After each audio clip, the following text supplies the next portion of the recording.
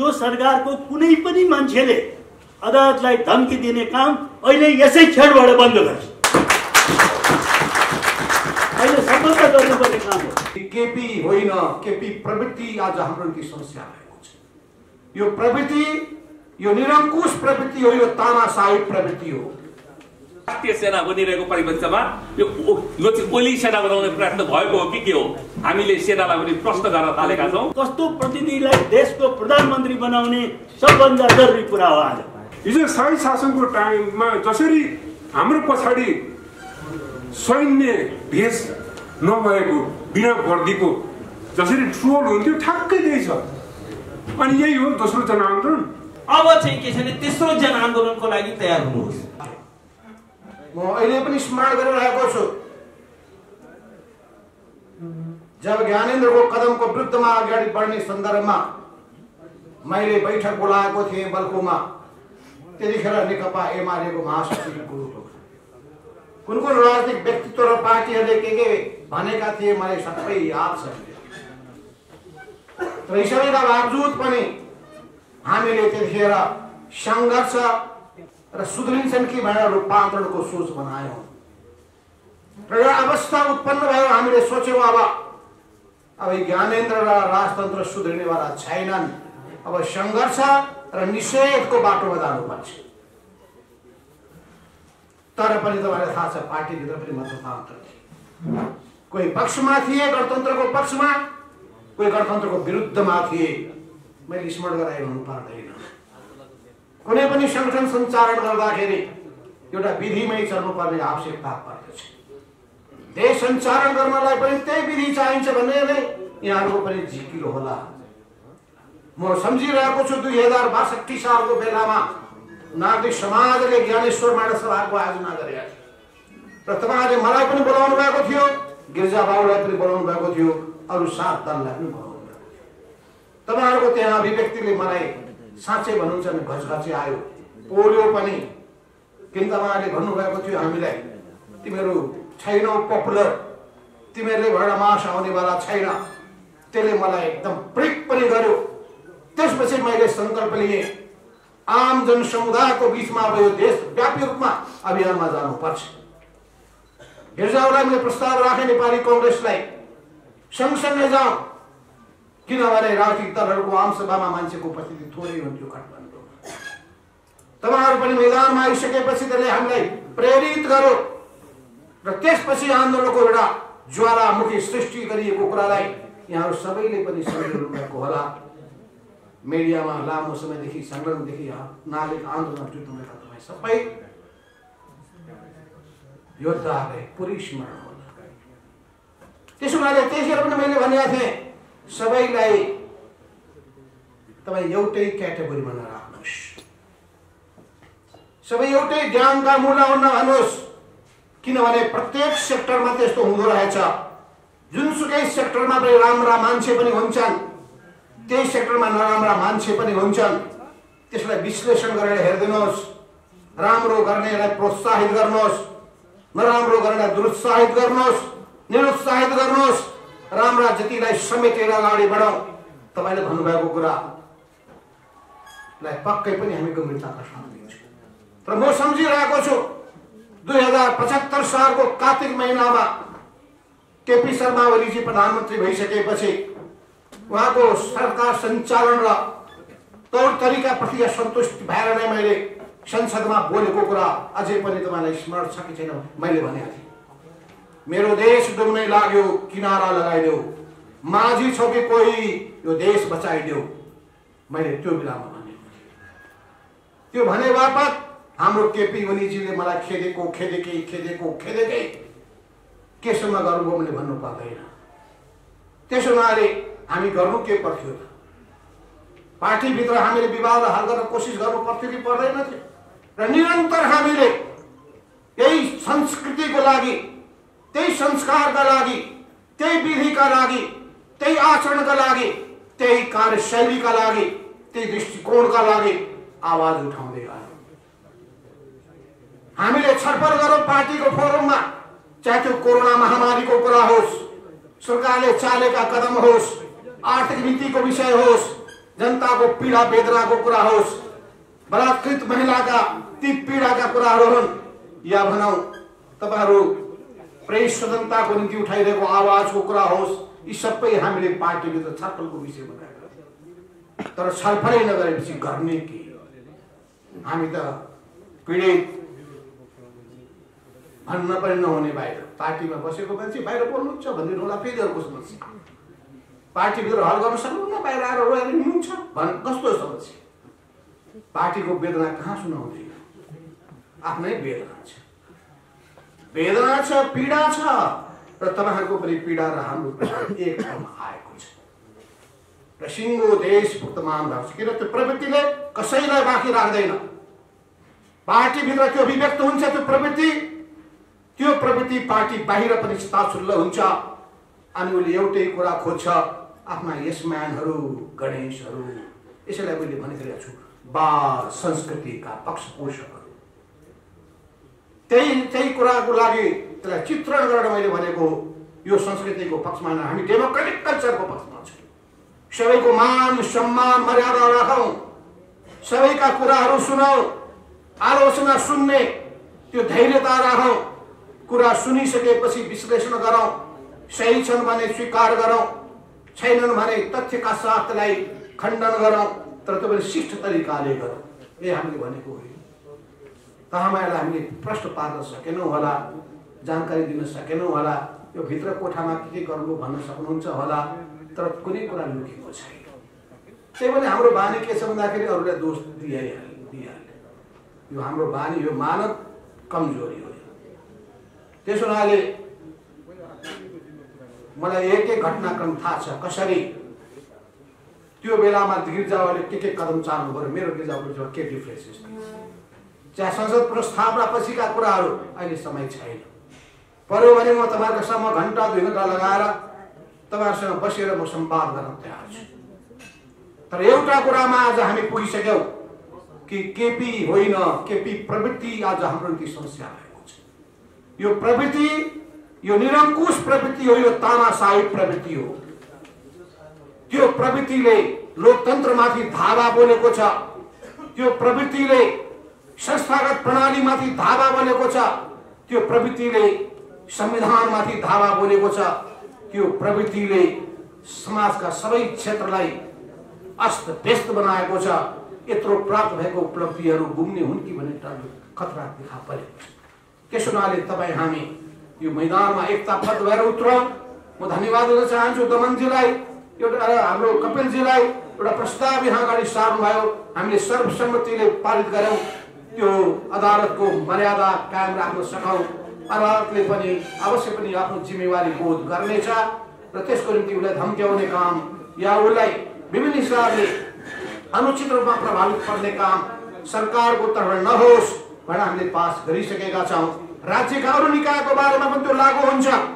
राज्यका कुनै पनि निकायलाई अनुचित रूपमा प्रभावमा पार्ने र धम्क्याउने काम हुँदैन। अदालत लगायत ती सबै निकायको निम्ति लागू हुन्छ। त्यस हुनाले हामी लोकतन्त्रका मूल्य र मान्यताको निम्ति प्रतिबद्ध छौँ। यसमा तपाईँहरू ढुक्क भए हुन्छ, किनभने अब हामी अधिनायकवादी बाटोतर्फ उहिले जाने कुरा छोडिसक्यौँ। सुरुमा हामीमा केही संकटता थियो, उग्र वामपन्थता थियो, त्यसलाई उहिले हामीले हाम्रो बागमतीमा भगाइसकेका छौँ। यो बगेर गइसकेको छ, तर पनि हामीमा जसमा पनि त्यो प्रविधि देखिन्छ। त्यो कम्युनिस्ट पार्टीमा मात्रै होइन, त्यो लोकतान्त्रिक पार्टीमा पनि अहिले देखिरहेका छैनौँ हामी संसारका ती शासकहरू।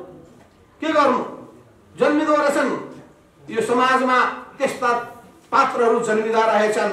त्यो प्रवृत्तिलाई सुरुमै रोक्न पाए हुन्थ्यो भने बारेमा हामी गहन डिस्कस गरौँ, गहन छलफल बहस गरौँ र कसरी साँचो अर्थमा राम्रो नागरिक तयार गर्ने, सुसंस्कृत, सुसभ्य, शिष्ट, मर्यादित त्यस्तो संस्कार, नेपाली संस्कारबाट सबैलाई उत्प्रेरित गरेर अगाडि बढौँ। अहिलेको आवश्यकता भनेको संविधान, त्यसको मर्मर भावनामाथि जुन कुठाराघात भएको छ, संविधानलाई छत विछत पार्न खोजिएको छ र यो देशलाई अर्कै भड्कारोको दिशामा, प्रतिगमनको दिशामा लान जुन खोजिएको छ, यसबाट हामी सबैमा सजग हौँ। अहिले कोही परे भनेर होइन, वास्तवमा हिजो एउटाले भन्नुभएको थियो यो बुढो मर्यो भन्ने होइन, काल पल्क्यो कि भन्ने चिन्ता भएको छ।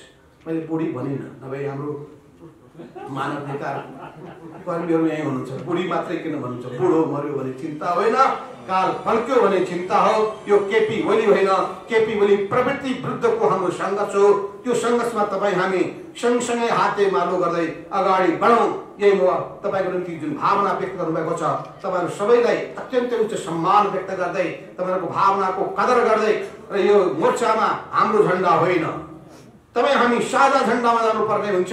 हामी भनिरहेका छैनौँ तपाईँहरूलाई कि हाम्रो पार्टीको झन्डामा जाउँ, किन यो साझा सरकारको विषय भएको हुनाले सिङ्गो लोकतन्त्रका पक्ष हिमायतीहरू, गणतन्त्रका हिमायतीहरू, सङ्घीयताका हिमायतीहरू, लोकतान्त्रिक मूल्य र मान्यताका हिमायतीहरू, संविधानवादका हिमायतीहरू एकताबद्ध हुँदै हामी अगाडि बढौँ। यही म फेरि पनि आह्वान गर्दै यहाँलाई धन्यवाद दिँदै आफ्नो भनाइ टुङ्ग्याउँछु। मात्र होइन, यो घटनाक्रमका एउटा महत्त्वपूर्ण पात्रको रूपमा रहेको छु भन्ने कुरा मैले गर्वका साथ उल्लेख गर्ने गर्छु। 2046 सालको आन्दोलनको कुरा होस्, त्योभन्दा पहिलेको कुरा म गर्दिनँ, किनभने मेरो राजनीतिक यात्रा पनि सुरु भएको 52 वर्ष भएको छ। राजनीतिमा लागेको पनि 55 वर्ष भएको छ। दमन ढुङ्गानाजी र म सँगसँगै थियौँ संविधान बनाउने। 2047 सालको संविधान बनाउने संविधान सुझाव आयोगका सदस्यको रूपमा काम गरेका थिए र त्यतिखेर पनि कृष्ण पहाडीजी र सम्पूर्ण अगाडि बस्नुभएका र पछाडि बस्नुभएका विशिष्ट महानुभावहरू, नागरिक समाजसँग सम्बद्ध जुन ढङ्गको भूमिका यहाँले निर्वाह गर्दै आउनुभएको छ, यहाँहरू सबैलाई म सबभन्दा पहिले पार्टीको तर्फबाट यो कार्यक्रममा हार्दिक स्वागत गर्न चाहन्छु। म त्यति बेला स्वागत गरिरहेको छु जति बेला हाम्रो देश एउटा फेरि अर्को दुर्घटनाको बिचबाट गुज्रिरहेको छ। हामी कसैले पनि यो कुरा सोचेका थिएनौँ, चाहेका थिएनौँ। यो अकल्पनीय ढङ्गले संविधानलाई बिचेर जुन ढङ्गले पुस 5 गते प्रधानमन्त्री केपी शर्मा ओलीले जुन ढङ्गले संसदको विघटन गर्नुभयो, यो संसदको विघटन गर्ने घटना वास्तवमा संविधानका विरुद्धको घटना हो र यो लोकतन्त्रका विरुद्धको हमला पनि हो र यो नेपाली जनताको स्थायित्वका निम्ति जुन ढङ्गले सङ्घर्ष गर्दै आयौँ त्यो स्थायित्वका विरुद्धको पनि हमला हो र नेपाली जनताले दिएको जनादेशका विरुद्धको पनि हमला हो। यसले अन्त्यतः राष्ट्रिय हितलाई गर्दैन, राष्ट्रिय हित गर्दैन र आगामी दिनमा हामीले यो संविधान निर्माण गर्दाखेरि जुन कल्पना गरेका थियौँ कि अब नेपालमा स्थायित्व कायम हुनेछ, त्यही ढङ्गको हामीले संविधान निर्माण गर्यौँ र त्यसरी नै संविधान अन्तर्गत हामीले दल ऐनहरू पनि बनायौँ। दलहरूले पनि अनावश्यक रूपले सनकको आधारमा, लहरको आधारमा चल्ने स्थिति नहोस् भनेर हामीले संविधान निर्माण गर्दाखेरि पनि त्यही ढङ्गका प्रावधानहरू राखेर र ऐन बनाउँदाखेरि पनि त्यही ढङ्गका प्रावधानहरू राखेर हामीले यो व्यवस्थालाई अगाडि बढाउन सुरु गरेका हौँ। तर 3 वर्ष मात्रै पनि नपुग्दैखेरि जुन ढङ्गको कदम चालियो, यो अत्यन्त ठुलो एउटा चाहिँ दुर्भाग्यपूर्ण कदम हो।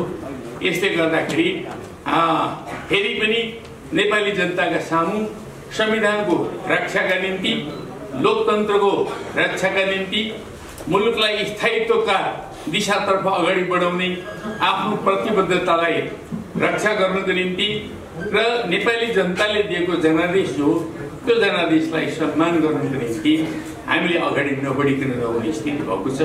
त्यसको निम्ति अहिले संसदको पुनर्स्थापना गर्नु बाहेक अर्को विकल्प देखिँदैन। संसदको पुनर्स्थापना गरेर मात्रै वास्तवमा चाहिँ हामी यी गतिविधिहरूलाई उल्टाउन सक्छौँ। जनादेश लिने भनेर प्रधानमन्त्रीले जुन ढङ्गले चाहिँ यो घोषणा गर्नुभएको छ, जनादेश त अनेक पटक निर्वाचन मात्र लोकतन्त्रको सम्पूर्ण कुरा होइन।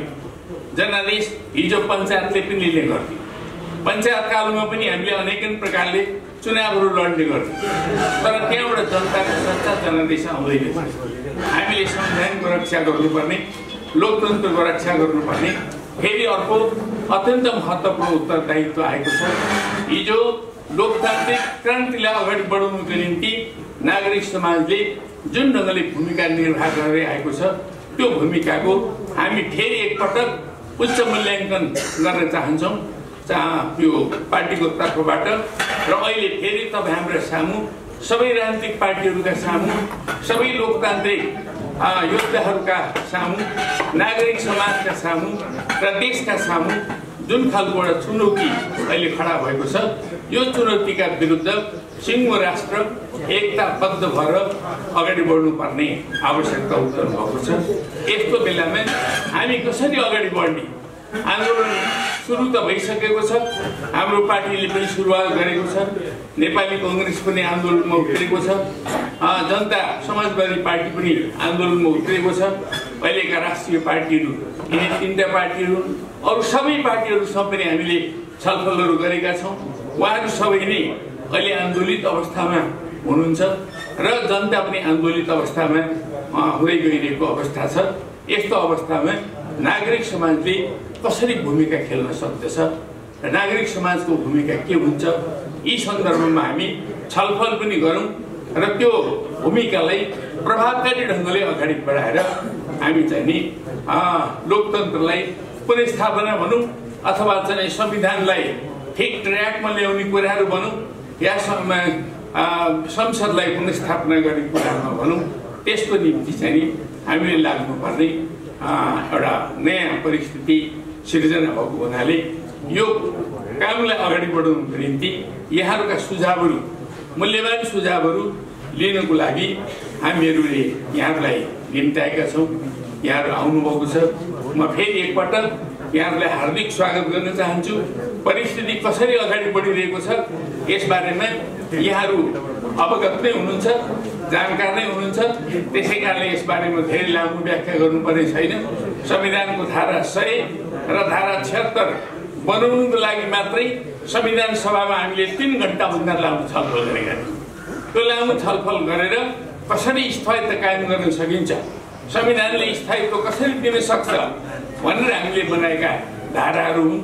तर ती धाराहरूलाई बुझेर संविधानको कुनै पनि धारालाई नटेकिकन जुन प्रकारले जबरजस्ती संसदको विघटन गर्ने काम भएको छ त्यसले सिङ्गो देशमा एउटा उथल सिर्जना भएको छ र यसलाई ठिक अर्डरमा लानको लागि हामी कसरी अगाडि बढ्ने यो प्रश्न उत्पन्न भएको हुनाले यहाँहरूसँग विचार विमर्श गर्न यहाँहरूका सुझाव दिनुको लागि हामीले यहाँहरूलाई आज बोलाएका छौँ। म अन्त्यमा फेरि एकपटक हार्दिक स्वागत गर्दै यहाँहरूका अमूल्य सुझावलाई स्वागत गर्नको निम्ति हार्दिक धन्यवाद दिँदै म मेरो कुरा तपाईहरूले नेपाल कम्युनिस्ट पार्टी नेकपाको ब्यानरमा प्रतिगामी कदमका विरुद्ध भन्नुभएको छ भने जनताले एउटा प्रश्न गरेका छन्। म बुटवलदेखि लिएर गएँ, जनता किन आन्दोलनमा आइरहेका छन् भनेको प्रश्नको जवाबमा यदि यो प्रतिगामी कदम हो भने खड्गप्रसाद ओलीजी अहिले पनि तपाईँहरूको सचिवालय सदस्य हुनुहुन्छ कि हुनुहुन्न, सदस्य हुनुहुन्छ कि हुनुहुन्न? तपाईँका कैयन मुख्यमन्त्रीहरू तपाईँहरूकै ब्यानरमा छन्, मन्त्रीहरू ब्यानरमा छन्, पुराना सांसदहरू ब्यानरमा छन्। तिनीहरू अहिले पनि यो नेकपाको सदस्य छन् कि छैनन्? माधव नेपाल र प्रचण्डको नेतृत्वको नेकपामा दोहोरो मापदण्डको कुरा आएको छ। मैले पृष्ठभूमि किन भन्न खोजेँ भने केही तिता कुरा भएपछि मिठो अध्यायको सुरुवात हुन सक्छ। सारा कुरा चर्चा गर्ने यो बेला होइन। गल्ती भएको छ, 3-4 वटा गल्ती बमल्छु। पहिलो भयानक गल्ती तपाईँहरूले के गर्नुभएको छ भने एउटा व्यक्तिलाई, सनदको भरमा चलिरहेको व्यक्तिलाई भ्रष्टाचारलाई संरक्षण गरेको भनेर सचिवालयमा प्रस्ताव ल्याइसकेपछि खुला खेल्ने र षड्यन्त्र गर्ने ठाउँ दिनुभयो। त्यसको दबाई तत्काल पार्टीमा पनि गर्नु पर्थ्यो, संसदमा पनि गर्नु पर्थ्यो। तपाईँहरूलाई आफैले तीर चलाइसकेपछि चाहिँ अब काउन्टर एट्याक गर्ने यस्तो मौका दिनुभयो कि सम्बन्धित व्यक्तिले म नरहे म सबै सिध्याइन्छु, व्यवस्था पनि सिध्याइन्छु, म लोकतन्त्र पनि सिध्याइन्छु, मेरै पार्टी पनि सिध्याइन्छु, घर सिध्याइन्छु, सबै भन्नुभयो। ठाउँ कसले दियो त जनता प्रश्न गरिरहेका छन्। म पृष्ठभूमिमा आउन चाहन्छु। वैशाख 8 गते मानव अधिकार तथा शान्ति समाजको तर्फबाट र मेरै तर्फबाट पनि विज्ञप्ति आएको छ। हामीले भन्यौँ प्रतिगमन सुरुवात भयो। प्रतिगमनको सुरुवात धेरै अगाडिदेखि भइरहेको थियो। त्यो किस्ताबन्दीमा आयो, दलतोड अध्यादेशबाट आयो, त्यो संवैधानिक परिषद चाहिँ तोडमरोडबाट आयो। त्यो अहिले प्रतिनिधि सभा विघटनमा छ, अरू धेरै किस्ताबन्दीमा आउन बाँकी छ। यो कुरा हामीले बुझ्नुपर्छ। हामी प्रश्नको कुरा गर्न चाहन्छौँ। फेरि पनि धेरै व्याख्या म गर्दैन, यहाँ संविधानविदहरू हुनुहुन्छ। यो असंवैधानिक हो, यसमा बहस गर्नु जरुरी छैन। तर प्रतिनिधि सभा विघटन गर्नु, संसद विघटन गर्नु अन्य देशहरूमा असंवैधानिक होइन, प्रधानमन्त्रीको सर्वाधिकार हुन्छ।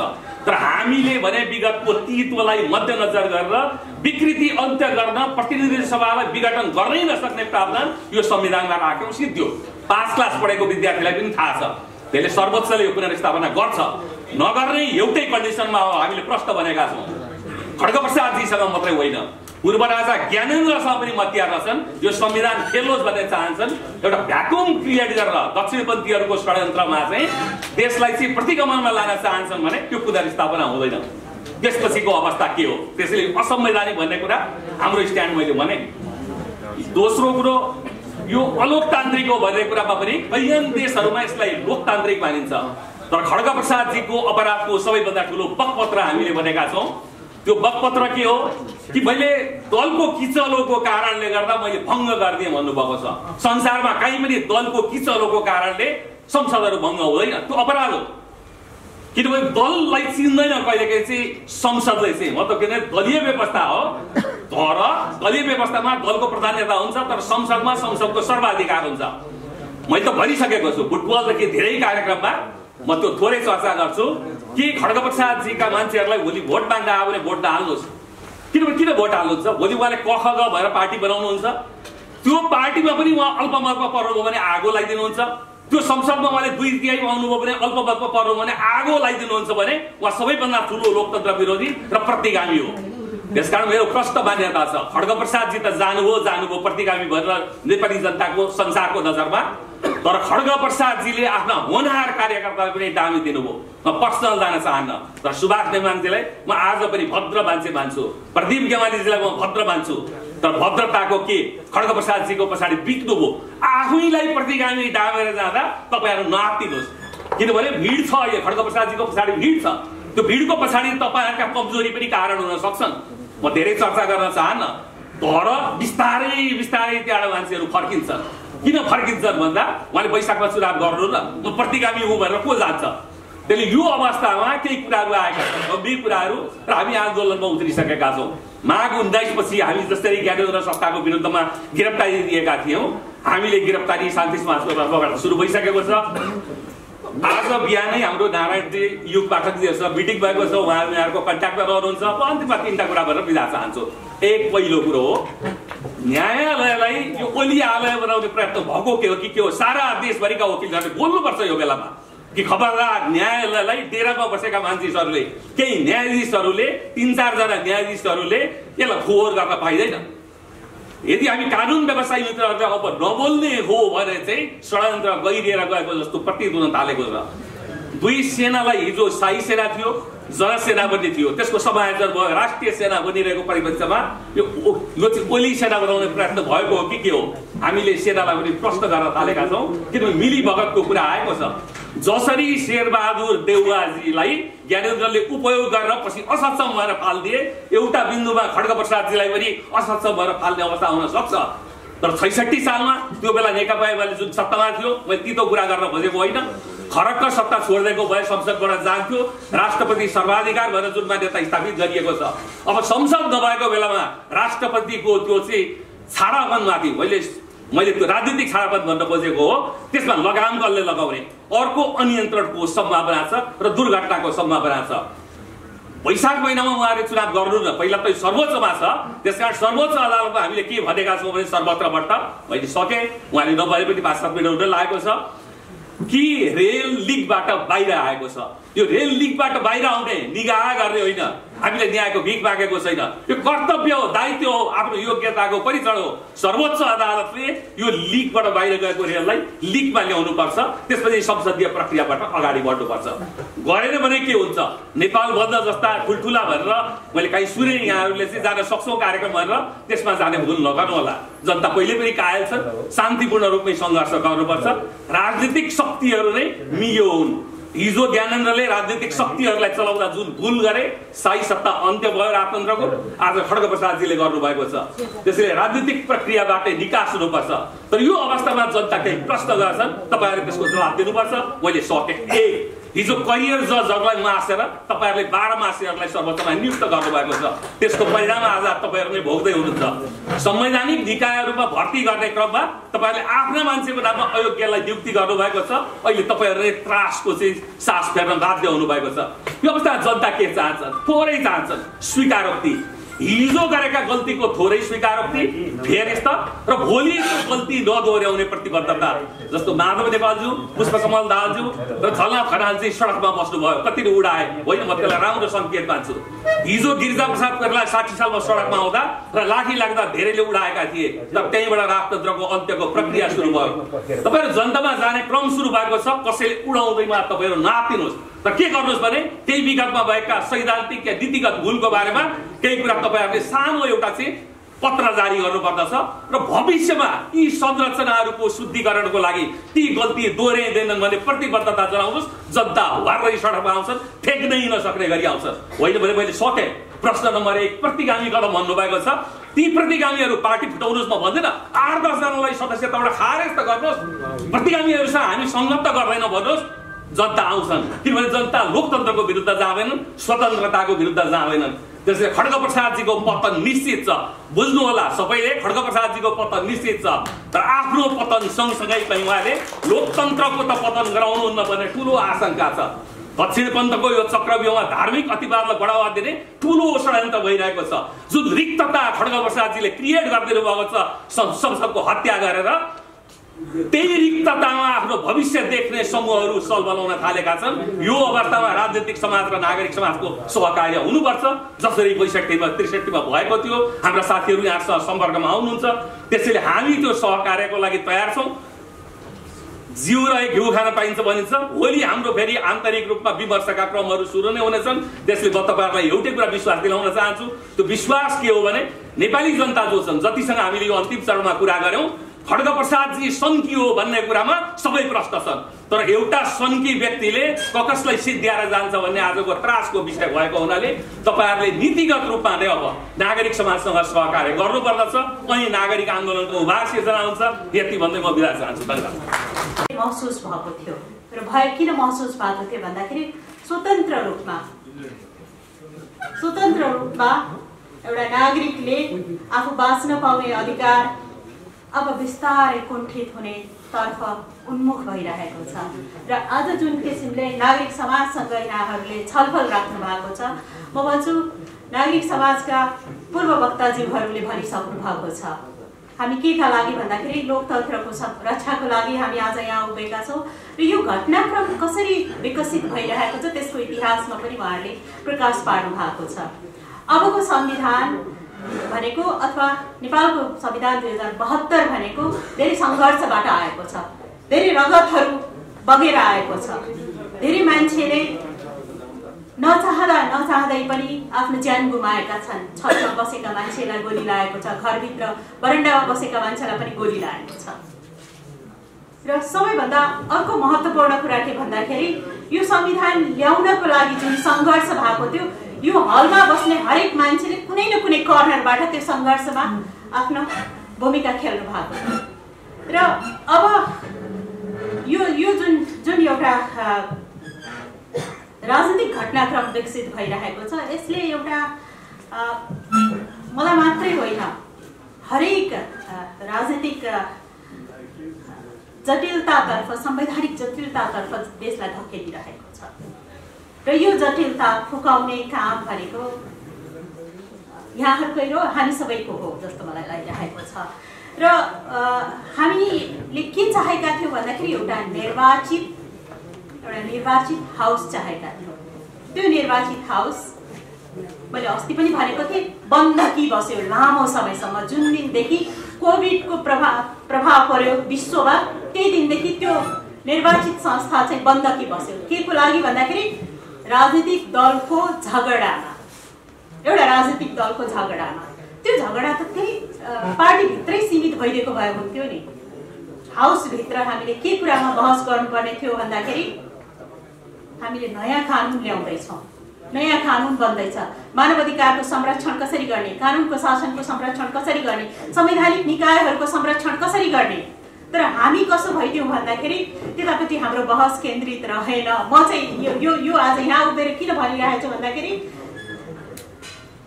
सर्वसम्मतले धेरै कुराहरू पारित हुन्छ, तर कसैलाई चाहिँ स्वतन्त्र अथवा छाडा हुने स्वतन्त्रता दिँदैन, छाडा हुने स्वतन्त्रता दिँदैन सर्वसम्मतले। र हामीले त्यतातिर उन्मुख गरायौँ सर्वसम्मतले। हरेक कुरा सर्वसम्मतले हामी पारित हुँदै गयौँ, पारित गर्दै गयौँ र त्यसले एउटा एक किसिमको हामीलाई जुन डर लागिरहेछ यो लामो समय जान्छ, एउटा निरङ्कुश व्यक्तित्वलाई हामीले जन्माउँदै गयौँ र त्यो जन्माउँदै गयौँ र त्यो बिउ चाहिँ हामीले तीबाट रोप्यौँ जस्तो लागिरहेको छ। हामी एउटा संवेदनशील भएर हामीले बहस गर्नुपर्ने थियो। आज मलाई के एउटा पक्कै पनि हामीले नागरिकलाई आह्वान गर्नुपर्ने बेला साँच्चै आइसकेको छ। ढिलो नगर्ने गरी हामीले नागरिकलाई आह्वान गर्नुपर्छ र अबको बहस हामीले निर्माण गरेका ती निकायहरू, ती स्वतन्त्र निकायहरू, ती स्वायत्त निकायहरू, ती निकायहरूले कसरी काम गर्नेछन् त्यतापट्टि केन्द्रित हुनुपर्छ र हामी जुन किसिमले जुझ्दै गइरहेका छौँ त्यसले सायद मलाई अर्को पनि के कुरा एउटा सङ्केत गरिरहेको छ भन्दाखेरि त्यो संविधानभित्र पर्याप्त आधारहरू थिए, पर्याप्त स्थानहरू थिए, तर त्यो स्थानहरूभित्र हामीले कसैलाई निरङ्कुश बन्ने स्पेस त हामीले छोडेकै थिएनौँ। तर पनि किन मान्छे निरङ्कुश बन्दै गइरहेको छ भन्दाखेरि हामीले त्यहाँ चाहिँ उहाँलाई त्यही किसिमले स्पेस छोड्दै गयौँ। म फेरि यसलाई रिपिट गर्न चाहन्छु र हामी अबको बाटोमा हामी कसरी अगाडि बढ्ने भन्दाखेरि संविधान र कानुनको रक्षा गर्दै हामी अगाडि बढ्नुपर्ने अवस्था आएको छ र फेरि पनि हामी एकचोटि यो ड्यासमा बस्नुभएका हामी देशका जनतालाई आफ्नो केन्द्रमा राख्नुहोस्, आफ्नो माइन्डमा राख्नुहोस् र त्यहाँबाट सायद केही सुरुवात हुन्छ कि आफूलाई होइन कि व्यक्तिलाई केन्द्रमा नराख्नुहोस्, आफूलाई केन्द्रमा नराखेर 3 करोड जनतालाई केन्द्रमा राख्नुहोस् न। एकैछिन स्मरण गर्नुहोस् द्वन्द्व प्रभावितहरू कहाँ गए, किन न्यायको लागि उहाँहरूसँग जहिले पनि बार्गेनिङ भयो, किन उहाँहरूको परिपूर्णको लागि तपाईँहरूले सम्झिनु भएन। यसरी नै नागरिक आह्वान गरेर ती द्वन्द्व प्रभावितहरूलाई न्याय दिएको भए सायद आज यो अवस्था आउँदैन थियो कि। संविधानमाथि नै जुन किसिमको सङ्कट आएको छ, एकचोटि नेपाली जनतालाई केन्द्रमा राखेर हामी बहस गरौँ, आफूलाई होइन, त्यही भन्न चाहन्छु। हस्, धन्यवाद। म चाहिँ सधैँ नै यहाँहरू समक्ष सँगसँगै रहनेछु। कतिखेर थाहा भयो भने म कान्तिपुरमा समाचार कक्षमा मलाई फर्कन रिकल गर्नु भन्यो, पुनर्सम्झना गर्न म कहिले बाध्य भएँ भने जुन दिन अचानक विघटनको सिफारिस भयो भन्ने सुनियो, मैले ठ्याक्कै जेठ 8 को झलक पाएँ अनि जेठ 8 को दिन सम्झेँ अनि जेठ 8 पछि तपाईँहरूको अलमल सम्झेँ, फेरि राजनीतिक दलहरू तपाईँहरूको अलमल सम्झेँ, त्यसपछि सम्झेँ असोज 18, तपाईँहरूको झन् ढुलमुल सम्झेँ मैले, त्यसपछि असोज 18 पछि त माघ 19, त्यसपछि प्रकारान्तरले त्यो बेलाको कस्तो शक्तिशाली सत्तासीनहरू जसले कान्तिपुर पत्रिकालाई पनि 8औं दल भनिदियो, पत्रकारहरू अनि वकिलहरू बार र पत्रकार महासङ्घ निषेधाज्ञा तोड्न सबभन्दा पहिले जागृत भयो, नागरिक आन्दोलन उठ्यो। आज बिहान पहाडीजीसँग हामी भेटेपछि आज यति ऊर्जा भयो हामीलाई, यो सबै दोस्रो जनआन्दोलनको हामीले पुरा रिभिजिट गऱ्यौँ। जब यो विघटन भयो त्यसपछि हामीले लेखेँ, लेखक के कलाकारले एउटा ड्राफ्ट गरौँ र उहाँले भने जस्तै सांस्कृतिक र केही नाट्य अभिव्यक्ति सहितको प्रदर्शन गरौँ भनेर माइतीघरमा हामीले सुरु गऱ्यौँ। त्यसमा हामीले माइक समातेको त मुख्य त अहिले आफ्नो अभिव्यक्ति उजागर गरेको मात्र कि हामीले हिजोको जनआन्दोलन भुलेको छैनौँ भनेर। तर अब अलमल बढ्दै गएपछि हामीले ठान्यौँ, अब पहाडीजीलाई भेट्यौँ कि अब यसलाई त नागरिक आन्दोलनको रूप लिन जरुरी छ। त्यसकारण उहाँहरूको अगुवाईमा, आशीर्वादमा अब हामी ऐक्यबद्धतामा हामी अगाडि बढ्दैछौँ। यो खाँचो किन पर्यो? हिजोको नागरिक आन्दोलनले के गर्यो? उहाँहरू जो अल्मलिनु भएको थियो उहाँहरूलाई सडकमा राखेर आफ्नो कुरा सुनायो र सम्झायो कि तपाईहरु 15-20 वर्षको संसदीय अभ्यासमा धेरै बाटो विचलित हुनुभयो अनि उहाँहरूले भन्नुभयो हामी सुध्रियौं अब हामी सच्चिन्छौं अनि हामीले त्यसकारण जनआन्दोलनलाई साकार रूप दिनलाई नागरिक आन्दोलनले भरफेक गर्यो दलकै गठबन्धन बनेर हिँड्यो कारण लोकतन्त्र मानवाधिकार र बीचमा अहिले हामीले राज्य पुनर्संरचना सामाजिक न्याय सहितको नयाँ नेपालको परिकल्पना गर्न भनेर नागरिक आन्दोलन त्यसकारण दलहरूसँग साझेदारी गर्न गयो तर उहाँहरू फेरि चुनाव मार्फत सकिनु भएन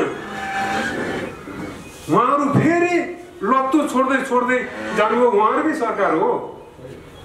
सरकार हो सबभन्दा पहिला अति मिडिया विधेयक ल्याइदियो उहाँहरूकै सरकार हो अभिव्यक्ति स्वतन्त्रताको पक्षधरहरूलाई अरिङ्गाल परिचालन गरिदियो अहिले पनि मेरो विरुद्ध ट्रोल छ हरेकको विरुद्ध ट्रोल छ हिजो शाही शासनको टाइममा जसरी हाम्रो पछाडि सैन्य भेष नभएको बिना वर्दीको जसरी ट्रोल हुन्थ्यो ठ्याक्कै त्यही छ अनि यही हो दोस्रो जनआन्दोलन अनि दोस्रो जनआन्दोलनको ठुलो अठोट के थियो भने राज्य पुनर्संरचना सहितको दलहरूको सुधारिएको शासन पद्धति हो अनि आज सम्झौँ त आज जस्तै सर्वोच्च अदालतको फैसला हामी पूर्ण निरीह भयौँ नि अनि डराइरहेछौँ नत्र संसद विघटन त कुनै डराउनु पर्ने कुरै होइन नि आज किन डराएछौँ भने प्रधानमन्त्रीले संसद विघटन गरेर होइन प्रधानमन्त्रीले संसद विघटन गरेको सिफारिस गरेर अनि तुरुन्तै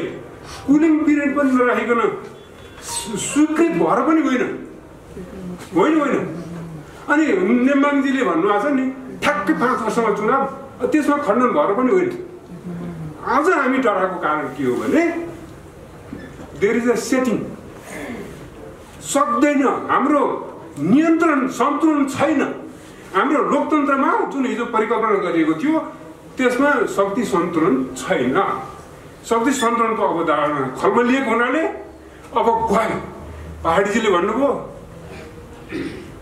अर्को अतिवादतिर गयो अनि त्यही भएर जेठ 8 ठ्याक्कै मैले सम्झेँ असोज 18 सम्झेँ माघ 19 सम्झेँ त्यो भएर खतरनाक हामीले भविष्यतिर फेरि हामीले चाहिँ आन्दोलित हुनुपर्ने भएको भएर हामी झस्किएर सडकमा छौँ पुछारमा म धेरै समय लिन्न हामीले अहिले छलफल गर्दैछौँ नाम बृहत नागरिक आन्दोलन छ यसमा सबैलाई समर्थदै हामीले पूर्जाको रूपमा मात्र काम गर्ने यहाँहरू सबैको साझेदारी सहभागितामा र दलहरूको उहाँहरूलाई नै उत्थान गर्नलाई नै हो फेरि उहाँहरूकै पुनरुत्थानको लागि हो किनभने शासनमा त उहाँहरू नै जाने हो तपाईँहरूलाई नै भरफेक दिन फेरि तपाईँहरूले हामीले फेरि गल्ती गऱ्यौँ नि त भनेर कान समातेर फेरि सडकमा आउनुहोस् न आएन त्यहाँ तपाईँहरू मधुहोस भएर बस्नु भएको थियो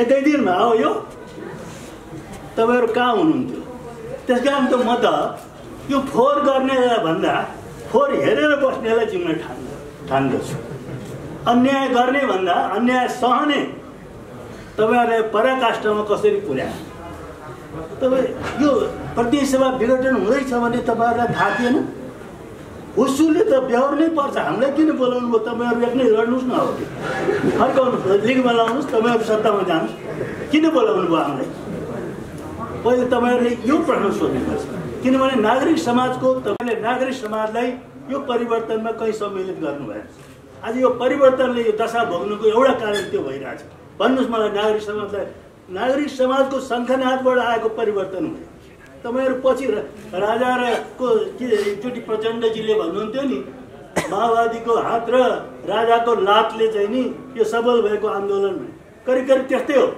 तर त्योभन्दा अगाडि नागरिक समाज धेरै अगाडि आन्दोलनमा आइसकेको थियो त्यसले सङ्घनाद गरिसकेको थियो त्यसले आन्दोलनलाई अगाडि बढाइसकेको थियो जब राजाले कदम चाले तपाईँहरू आउनु नागरिक समाजसँग त्यसपछि नागरिक समाजलाई कहाँ चाहिँ नि तपाईँहरूले चाहिँ नि पुज्नुभयो खोज्नुभयो र अहिले फेरि नागरिक समाज भन्दै हुनुहुन्छ पहिले हामीलाई सबभन्दा पहिले यसको जवाफ चाहिन्छ म कुनै यो पार्टीको मञ्चमा आएको होइन म प्रजातन्त्र पुनर्स्थापना गर्ने संसद पुनर्स्थापना गर्ने प्रतिनिधि सभा पुनर्स्थापना गर्ने एउटा राष्ट्रिय मञ्चमा आएको, म कुनै पार्टी एउटा पार्टीको मञ्चमा आएन।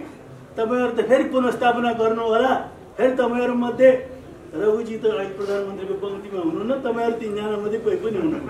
अब हाम्रो नारायण काजीलाई प्रधानमन्त्री बनाउन चाहिँ नि राष्ट्रिय सभाबाट पनि हुन पाउने भन्ने त्यो चाहिँ संशोधन गर्नै पर्छ।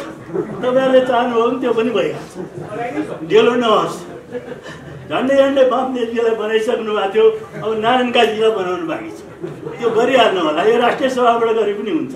अब तपाईँहरू फेरि प्रधानमन्त्री हुनु होला, फेरि यस्तै फोहोर गर्नु होला, फेरि अहिले ओलीले गरे तपाईँहरूले गर्नु होला। त्यसको ग्यारेन्टी कसरी पाउने हामीले? पहिले तपाईँहरूले त्यसको आश्वस्त गर्नु पर्यो।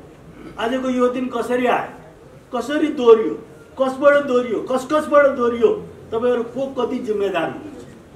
किनभने डेमोक्रेसी भनेको खालि भोट दिएर एउटा संसद खडा गरेर एउटा प्रधानमन्त्री बनाउने, एउटा प्रतिपक्षलाई नेता बनाउने पद्धति होइन। डेमोक्रेसी भनेको सबभन्दा ठुलो जिम्मेदारीको व्यवस्था हो, एकाउन्टेबिलिटी, जवाबदेहीकताको व्यवस्था हो र संविधान सम्मत व्यवस्था हो। यो बारम्बार संविधान तोड्ने काम किन भइरहेछ? कसले दियो? तपाईँहरूले चाहिँ शान्ति सम्झौता लागू गर्नुभयो।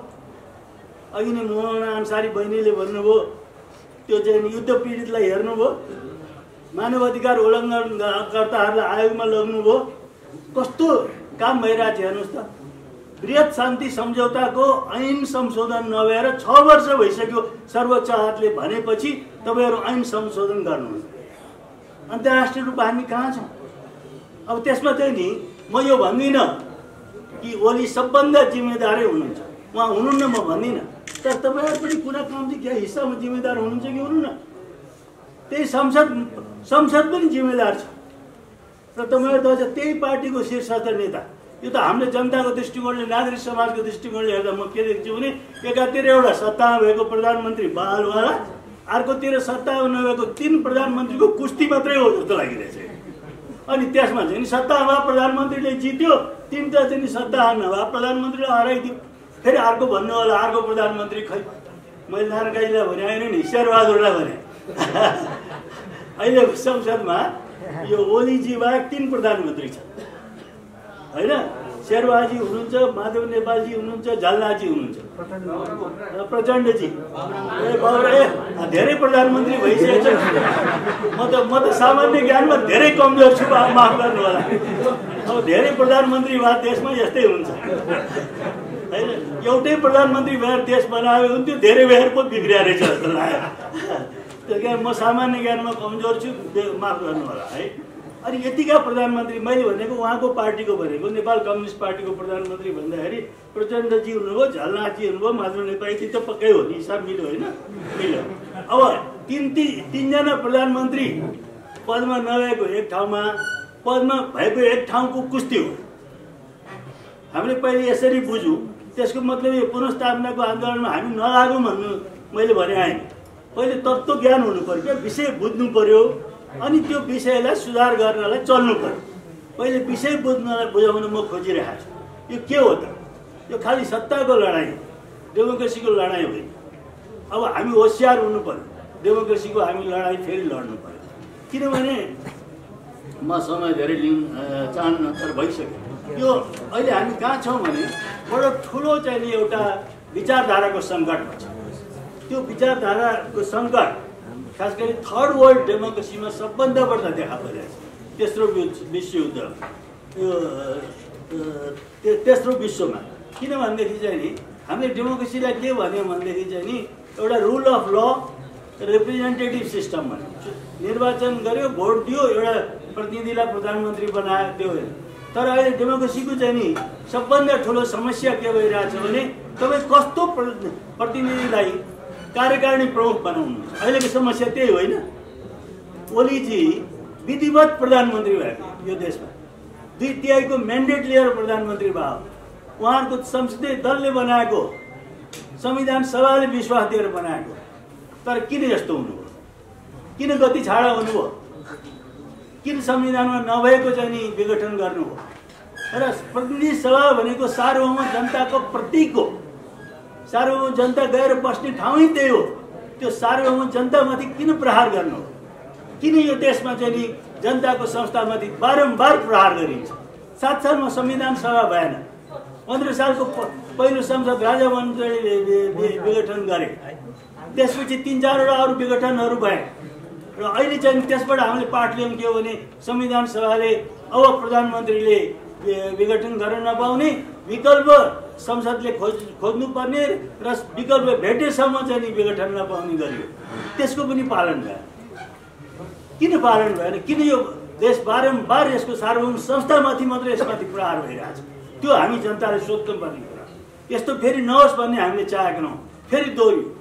अब हामीलाई यो ग्यारेन्टी चाहियो हामी जनतालाई कि यस्तो बारम्बार दोहोरिँदैन, हुँदैन भनेर। त्यो ग्यारेन्टी कसले दिने? त्यो ग्यारेन्टी चाहियो। किन यस्तो भयो? हो, मलाई लाग्छ म सबै अहिले उत्तर दिन सक्दिनँ, तर एउटा कुरा निश्चितै के भन्छु भने खालि प्रतिनिधि मात्रै चुनेर डेमोक्रेसी हुँदैन। आज अमेरिकाको डेमोक्रेसी देखिसक्नुभयो कस्तो भयो। हिजो ट्रम्पले के गरे? प्रत्यक्ष चाहिँ नि निर्वाचित राष्ट्रपति र संसारको सबभन्दा पहिलो लिखित संविधान र संसारको सबभन्दा ठुलो स्वतन्त्र विश्वको नेतृत्व गर्ने देश अमेरिका, त्यहाँ त्यो आफ्नो समर्थकमा आए मात्रै होइन, हुल्लडबाजी गर्न ट्रम्पले सम्बोधन समेत गर्नुभएको छ, अनुमोदन गर्नुभएको छ ती हुल्लडबाजहरूलाई। त्यसकारण आज खालि एन्ड अफ हिस्ट्री भनेर 1950मा कम्युनिजममाथि मात्रै खतरा भएको होइन, स्वतन्त्र चाहिँ नि एउटा व्यवस्था डेमोक्रेसी, लिबरल डेमोक्रेसीमा पनि खतरा भइरहेछ। त्यसकारण हामीले खालि प्रतिनिधि चुन्ने मात्र होइन, कस्तो प्रतिनिधिलाई देशको प्रधानमन्त्री बनाउने सबभन्दा जरुरी कुरा हो। आज खालि प्रतिनिधि कोही छानेर हुँदैन। त्यो हामीले जबसम्म सम्बोधन गर्न सक्दैनौँ कस्तो मान्छे प्रतिनिधि लाई राष्ट्रपति बनाउने र कस्तो व्यक्तिलाई चाहिँ प्रधानमन्त्री बनाउने, जबसम्म हामी निर्धारण गर्न सक्दैनौँ। आज ओलीले जे गरे, हिजो राजा महेन्द्रले जे गरेका थिए, आज त्यही फेरि अर्को प्रधानमन्त्री हुनेले दोहोऱ्याइरहन्छ। त्यसको दोहोऱ्याउँदैन भन्ने ग्यारेन्टी हामी जनतालाई चाहिएको छ। अहिले सबभन्दा ठुलो रोग त्यो भइरहेछ। हाम्रो सार्वभौमिक संस्थामाथि बारम्बार प्रहार गरिरहेछ। अब तपाईँहरू भन्नु होला कति सजिलो, यो पुनर्स्थापना हुन्छ, सब लिगमा आउँछ, अलिअलि आउँछ, अलिअलि घायल भइसकेको छ यो संविधान। त यो पुनर्स्थापना भएन भने लङ्गडै हुन्छ, अपाङ्गै हुन्छ जीवनभरका लागि। तर पुनर्स्थापना भयो भने घायल भएर पनि हिँड्ला, खोच्याएर हिँड्ला, तर त्यो समाधान होइन, फेरि त्यो हुँदैन भन्ने होइन। त्यसकारण संवैधानिक बन्देजहरू भएनन्, चेक भएन।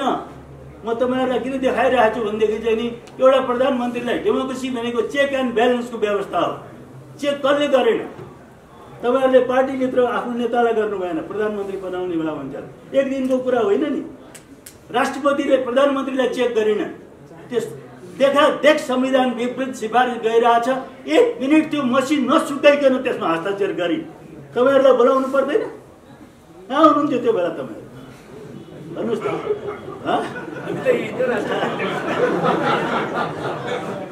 कि राष्ट्रपतिले चिनिनन् तपाईँहरूलाई? भन्नुहोस् त। तपाईँहरूले के चेक गर्नु हो? हेर्नु न, त्यहाँ संसद बोलाउने प्रावधान छ, त्यो लागू गर्नुभयो कहिले? संसदीय दल बोलाउनु भयो कहिले? प्रधानमन्त्रीलाई विश्वास अविश्वासको पहिले सुरु हुन्छ त्यो संसदीय दलबाट। 51 सालमा पनि गिर्जाले पहिले संसदीय दलको विश्वास लिएर मात्रै अनिखेर विघटन गर्न जानुभएको थियो, त्यो पनि गर्नु भएन। तपाईँहरू संसद होइन, तपाईँहरू पार्टीको शीर्ष नेता होइन, तपाईँहरू पहिले प्रधानमन्त्री भए मान्छे होइन। के गर्नुभयो? चेक के गर्नुभयो? कसले चेक गर्यो? सांसदहरूको पनि चेक गर्ने अधिकार हुन्छ, काङ्ग्रेसको प्रतिपक्षको नेताको पनि हुन्छ। के गर्नुभयो शेरबहादुरले? के चेक गर्नुभयो? के गर्नुभयो चेक? झलनाथजी र माधव नेपालले एकैचोटि यो विस्फोट भयो, एकैचोटि यो संविधान गति छाडा काम भयो। त्यसकारण चाहिँ नि चेक भएन। यो सांस्कृतिक कुरा हो, यो राजनीतिक संवैधानिक भन्दा पनि सांस्कृतिक कुरा हो। हामी चाहिँ जन्माइरहेछौँ, डिक्टेटरहरू जन्माइरहेछौँ। चेक भएन भने डिक्टेटर जन्मन्छ। तपाईँहरूले चेक गर्नु भएन, एउटा डिक्टेटर जन्माउनु भयो, संविधानमा नभएको विघटन गराउनु भयो। ओलीजीको काम भनेको त आफूलाई पार्टीले आछु पारेछ, भित्तासम्म धकेल्या भए पनि तपाईँहरूले पनि भित्तासम्म त धकेल्नुहुन्न थियो, भित्तैसम्म ओलीलाई ठेल्नुभयो हो। एउटा कजको इफेक्ट हुन्छ। बिरालोले पनि कहीँ ठाउँ नबनाइकन चाहिँ नि त्यो लुक्दैन भन्छ, कहीँ ठाउँ हेरेर मात्रै बिरालो बस्छ भन्छन्। त्यो ओलीजीलाई कहीँ निस्कने ठाउँ दिनु भएन, यसको मतलब यो होइन ओलीजीले गल्ती गर्नु भएन होइन। ओलीजीलाई तपाईँहरूले भित्तासम्म ठेल्नुभयो अनि ओलीजीले संविधान तोडेर फेरि विघटन गर्नुभयो भन्दा त गल्ती त संयुक्त गल्ती हो। नेपाल कम्युनिस्ट पार्टीको संयुक्त गल्तीको इस्तिहार हो। तपाईँहरू उत्तिकै जिम्मेवार हुनुहुन्छ जति ओलीजी हुनुहुन्छ, किनभने तपाईँहरूले चेक गर्नु भएन। अब सुन्नु न, म जनताको सुनाउनु भएन कि मेरो को त्यो बोल्ने बिचमा बोल्ने, हामीलाई बोलाउने, हाम्रो कुरा नसुन्ने। तपाईँहरू यतै गल्ती गर्ने नेता जन्माउनु चाहनुहुन्छ होइन? अब गल्ती नगर्ने नेता जन्माउनु पर्यो। चुप लाएर सुन्नुहोस्, बोले मान्छे कम्युनिस्ट पार्टीकै हो जस्तो लागिसक्यो। काङ्ग्रेसलाई बोल्दै बोल्दैन त्यसै बिचमा।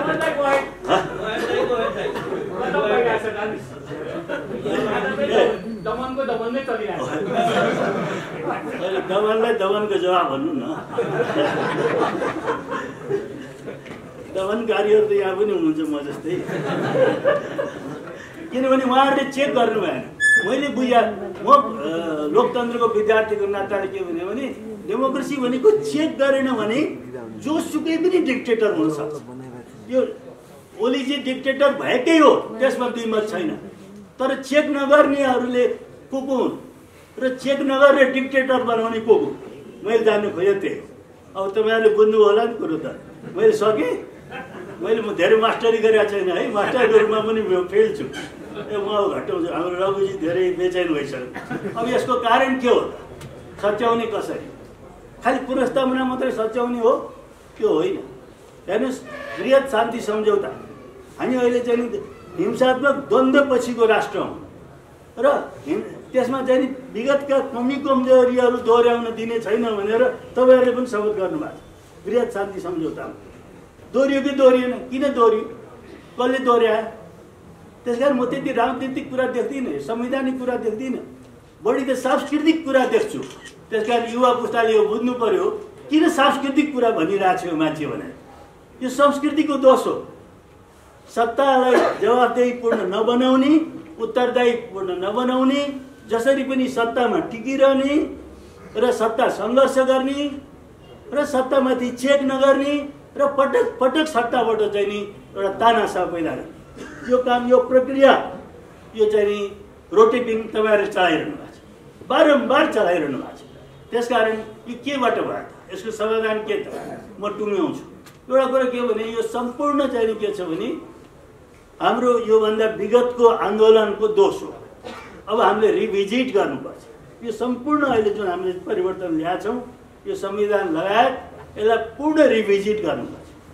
यो नागरिक समाजलाई मात्रै सम्मिलित गर्नु भएन भने होइन, यो सम्पूर्ण चाहिँ नि हिंसाबाट आएको परिवर्तन, प्रत्यक्ष हिंसाबाट आएको परिवर्तन। त्यसकारण हिंसाबाट आएको परिवर्तनको रूप, चरित्र, स्वभाव र यसको चाहिँ नि परिणाम, यसको पैदाइस यस्तै हुन्छ। यो प्रत्यक्ष हिंसाबाट आएको परिवर्तन, यो शान्तिपूर्ण अहिंसात्मक परिवर्तन होइन। हेर्नुहोस् त, जो संसदीय व्यवस्थाको विरोधमा गयो, त्यसले बन्दुक उठायो, त्यसले निर्वाचनै लड्या छैन, त्यसलाई तपाईँ एमाले बराबर सिट दिनुहुन्छ पुनर्स्थापित संसदमा र तपाईँहरू हेरेर बसिरहनुहुन्छ।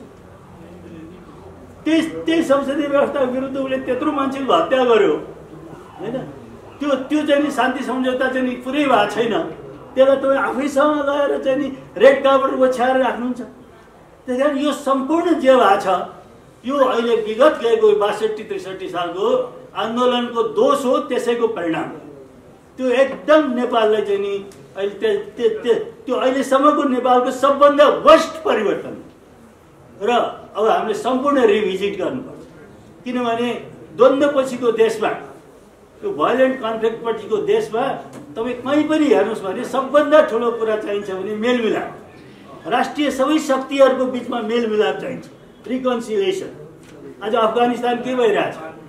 तपाईँ सुडानमा जानुहोस्, लेबनानमा जानुहोस्, बेल्जियममा जानुहोस्, जहाँसुकै जानुहोस्, राष्ट्रका सबै मतपतान्तरहरूको बिचमा मेलमिलाप हुनुपर्छ, अनि मात्रै त्यो राष्ट्र हुन्छ।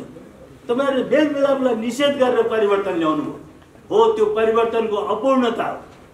त्यो आज प्रकट भइरहेछ, एक रूपमा प्रकट भइरहेछ, अर्को रूपमा भइरहेछ। एकचोटि त्यही काम चाहिँ राजा महेन्द्रले गरे, अहिले फेरि भयो। त्यसकारण चाहिँ नि मलाई लाग्छ यसको एक मात्र समाधान त्यो मेलमिलाप। अब मेलमिलाप भन्दा कोसँग भन्नु होला तपाईँलाई? हिजो बिपी कोइरालाको मेलमिलापलाई चाहिँ नि अब व्याख्या गर्न खोजिया थियो। आज पनि मेलमिलाप चाहिन्छ कोसँग त्यो अर्कैको।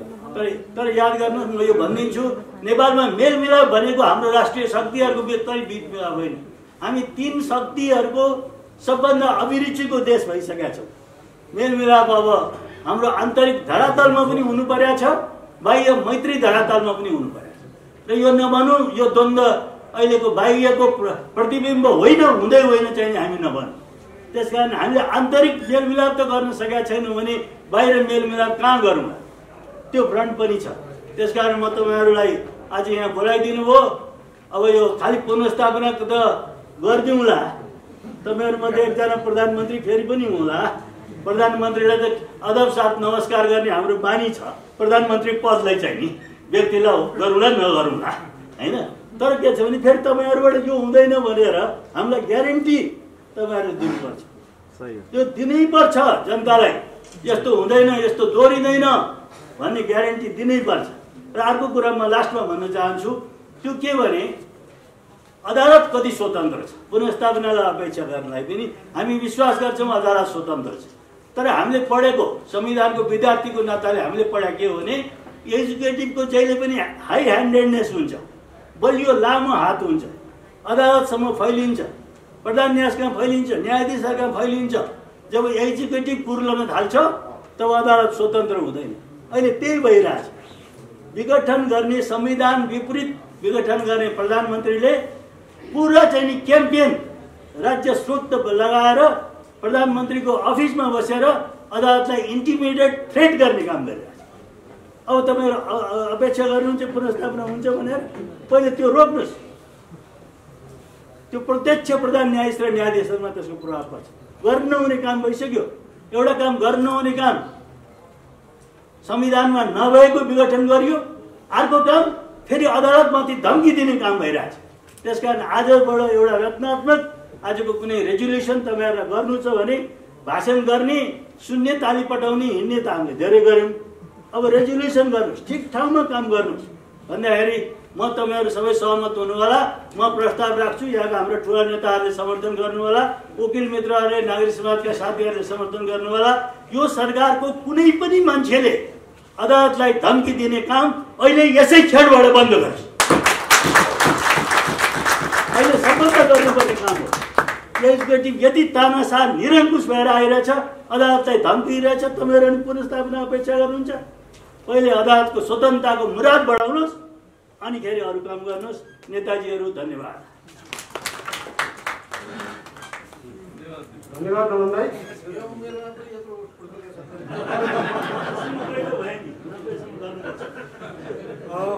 अब म यहाँ हामीले धेरै साथीहरूलाई निम्ता गरेका छौँ। उहाँहरू आउनु पनि भएको छ। प्राध्यापक सङ्घका पूर्व सभापति, मानव अधिकारको आन्दोलनमा सक्रिय कपिल श्रेष्ठजी हुनुहुन्छ, पत्रकार महासङ्घका महासचिव रमेश विष्ट हुनुहुन्छ, त्यसै गोपाल किशोर शिवाकोटा, थुप्रै साथीहरू हुन्छ। म यहाँ सबैको नाम लिन चाहन्न। अब हामीले समयलाई एरेन्ज गर्दा कतिपय साथीहरू छुट्न पनि सक्नुहुन्छ। त्यो भएर हामीले कार्यक्रममा अलिकति मोडालिटी चेन्ज गर्ने कि भन्ने सोच्यौँ। यो यहाँबाट अब 1-2 केही वक्ताहरूलाई बोलाइसकेपछि हामी फ्लोर ओपन गर्छौँ र 2-3 मिनट सबैलाई त्यस्तो आउनुभएको साथीहरूलाई समय दिँदा उपयुक्त हुन्छ कि भन्ने हामीलाई लागेको छ। किन भन्दाखेरि हामीसँग भएको त्यो समयलाई अलिकति छुट्याउनु पनि पर्नेछ। अब म पत्रकार महासभाको तर्फबाट महासचिव रमेश विष्टजीलाई आफ्नो संक्षिप्त मन्तव्यको लागि आग्रह गर्छु। ठुल्ठुला द्वन्द्वहरू र आन्दोलनहरू सम्पन्न गर्यौं। यी आन्दोलनहरूबाट हामीले के पनि अपेक्षा गर्यौं भने मुलुकमा अहिले पनि आर्थिक, सामाजिक, राजनैतिक हिसाबबाट पछाडि परेका हाम्रा उत्पीडित वर्गहरूको उत्थान हुन्छ, उनीहरूका थाती रहेका मुद्दाहरूको सम्बोधन हुन्छ र मुलुकमा शान्ति, विकास, सुशासन र लोक कल्याणकारिताको क्षेत्रमा हाम्रो मुलुक अगाडि बढ्छ भनेर हामीले अपेक्षा गरेको हो। र यही अपेक्षाका साथ हामी हरेक द्वन्द्वहरूमा हामी पनि सहभागी भएको कुरा म यहाँ निवेदन गर्न चाहन्छु। यति भन्दा भन्दै 2007 सालदेखि यो हाम्रो 72 सालको संविधान निर्माण गर्ने बेलासम्म हामीले मुलुकमा कुनै एउटा स्थिर सरकार पाएनौँ।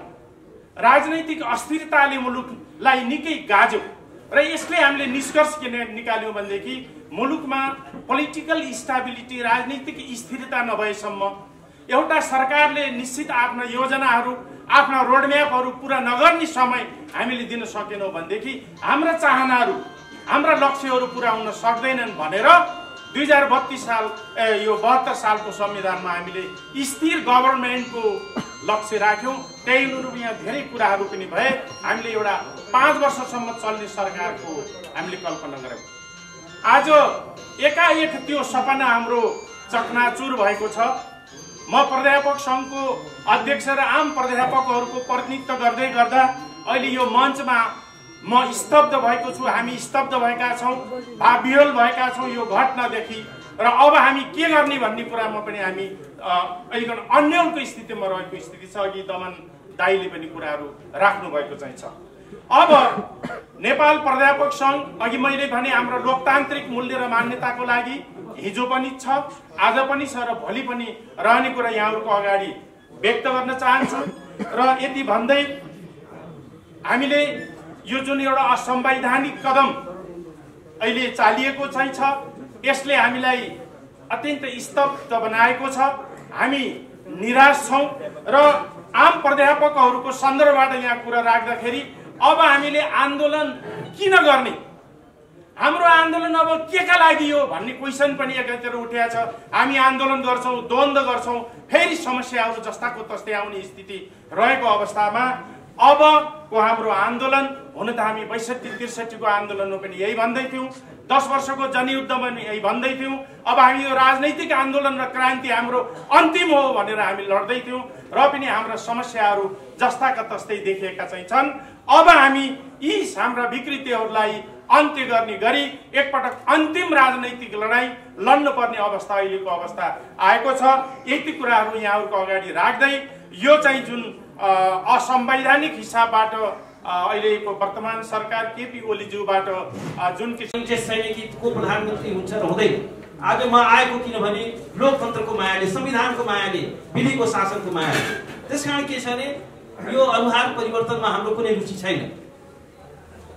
अब चाहिँ के छ भने एउटा कल्चरल रिभल्युसन आउनु पर्यो र यसका लागि चाहिँ के हो भने म त के भन्छु भने प्रार्थना गर्छु कि तपाईहरु त्यो शीर्षस्थ भनिएका जुन फर्स्ट लाइनर हुनुहुन्छ, you are not the part of the solution, you are also part of the problem. तपाईहरु पनि समस्याको भाग हो, तपाईहरु चाहिँ समाधानको भाग होइन। त्यसकारण के छ भने तपाईहरुले मुलुकको लागि गर्ने एउटा सबैभन्दा ठूलो सेवा यो पनि हो कि शीर्षस्थ बनिएका सबै दायाँ हुन् बायाँ हुन् ओली पक्ष विपक्ष सबै चाहिँ के छ भने रिटायर हुनुपर्छ पोलिटिक्समा। तपाईहरुले पनि चाहिँ के छ भने निकास दिन सक्नु भएन। आखिर बहुदल आएदेखि त तपाईहरु नै निरन्तर हुन्छ, अनुहारहरु फेरिएका छन् तर निरन्तर तपाईहरु नै हुनुहुन्छ। त्यसकारण के हो भने अब तपाईहरुको चाहिँ बिहेभियर लेखेदेखि छ भने मौली जी त हुनु नै छ, उहाँ त लोकतन्त्रकै हत्या गर्नुभयो, संविधानको हत्या गर्नुभयो। तर के छ भने तपाईहरुले पनि त्यो लोकतन्त्रलाई बचाउने कुरामा तपाईहरुको पनि कुनै सार्थक योगदान र भूमिका चाहिँ देखिए। त्यसकारण तपाईहरु चाहिँ के छ भने पार्ट अफ द सल्युसन भएर, समाधान चाहिँ के छ भने भएर उपस्थित हुन सक्नु भएन। त्यसकारण राष्ट्रको अब एउटा चाहिँ रिथिंकिङ, नयाँ सोचको जरुरत छ, नयाँ चिन्तनको जरुरत छ र महान परिवर्तनको आवश्यकता छ। र नागरिकहरूलाई, नागरिक समाजलाई म एउटै कुरा भन्न चाहन्छु, अब चाहिँ के छ भने पहिलो जनआन्दोलन भयो, दोस्रो जनआन्दोलन भयो, दोस्रो आन्दोलनले यो संविधान बनायो। अब चाहिँ के छ भने तेस्रो जनआन्दोलनको लागि तयार हुनुहोस्। धन्यवाद। यो चाहिँ के छ भने चान्चुले यो चाहिँ पर्याप्त हुनेवाला छ। अब तेस्रो आन्दोलनको लागि चाहिँ हामी नागरिक समाज चाहिँ तयार हुनु जरुरी छ। धन्यवाद।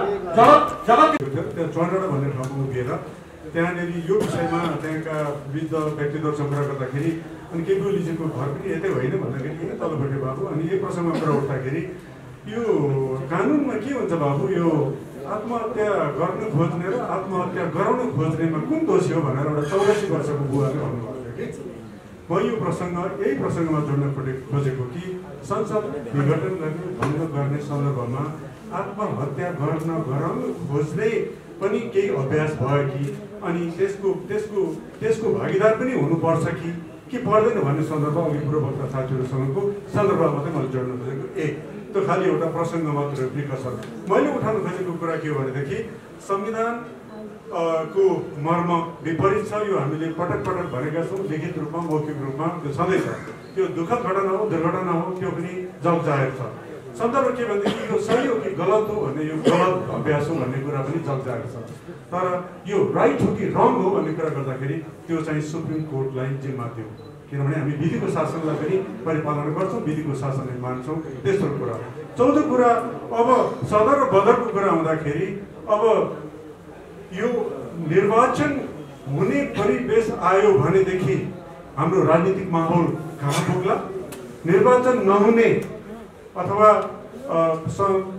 संसद पुनर्स्थापना हुने परिवेश आयो भनेदेखि राजनीतिक माहौल के होला भन्ने कुराको यसलाई पनि तुलनामा राखेर जोख्नुपर्ने परिस्थिति आएको छ।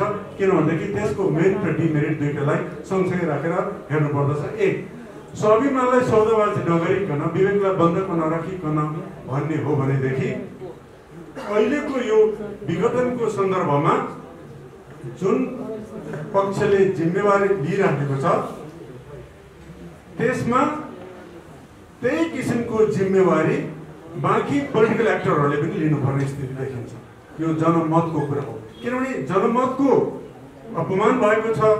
यो सभा विघटन गरेर, संविधान यो संसद विघटन गरेर अपमान भएको छ।